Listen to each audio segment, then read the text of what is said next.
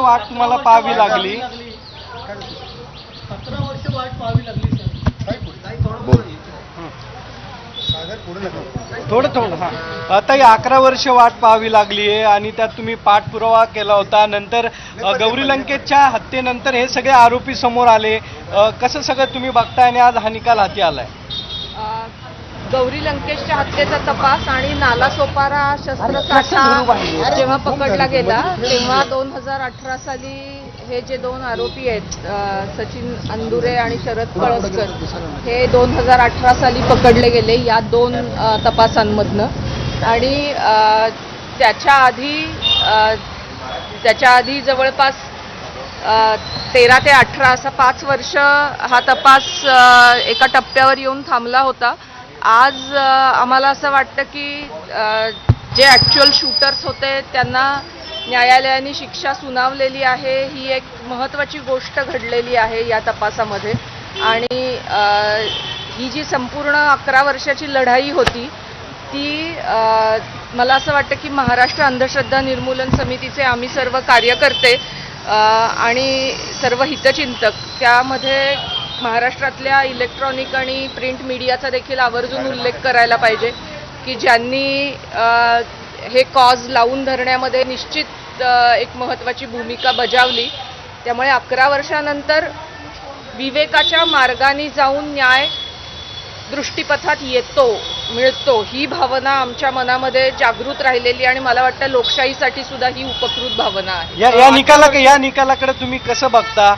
सर्व आरोपींना शिक्षा होणं अपेक्षित होतं का? किंवा 2 आरोपी हे पण त्यामध्ये कटात नव्हते असं सिद्ध झालंय? मग नेमकं काय सगळं या निकालचं कसं तुम्ही विश्लेषण करणार आहे? आम्ही असंच विश्लेषण करू ह्याचं की जे ॲक्च्युअल शूटर आहेत त्यांना शिक्षा झालेली आहे ही महत्त्वाची गोष्ट आहे. त्याबद्दल आम्ही समाधानी आहोत.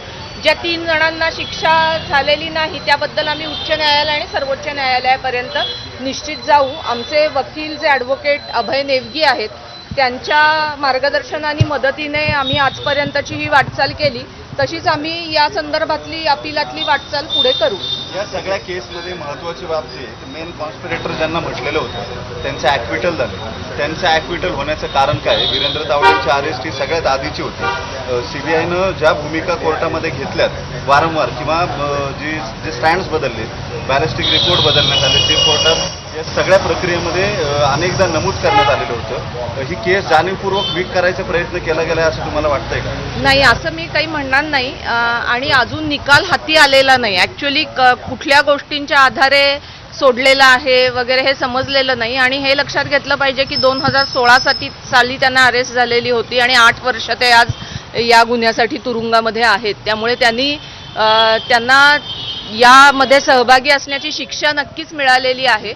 आणि हेही लक्षात घेतलं पाहिजे की यानंतर असेच 3 खून झालेले आहेत. तर हे जे सगळे आरोपी आहेत ते यातल्या कुठल्या ना कुठल्या खुनामध्ये संबंधित आरोपी आहेतच. त्यामुळे आमचा 2 प्रकारचा विश्वास आहे की इतर खुनांमध्ये देखील हा न्याय होण्याची प्रक्रिया घडेल. आणि दुसरं म्हणजे आम्ही उच्च न्यायालयात जाऊच.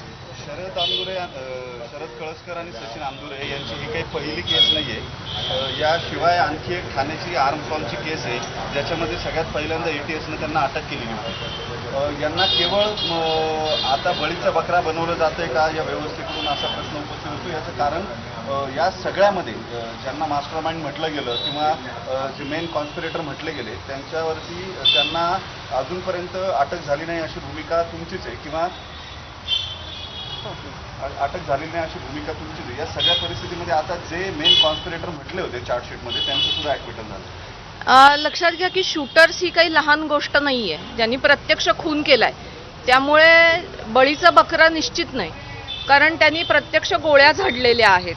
पण त्याचबरोबर तेवढाच रोल महत्त्वाचा नाही आहे. त्याच्या पुढेही यांच्या डोक्यात हे सगळं कुणी भरलं या 24-25 वर्षाच्या मुलांच्या हे देखील बघणं गरजेचं आहे. आणि ते मेन कॉन्स्पिरेटर्स आहेत. मला असं वाटतं की अनेक वेगवेगळ्या तपास यंत्रणा ह्याच्या मागे आहेत. ATS पानसरेंच्या खुनाचा तपास करते महाराष्ट्र ATS.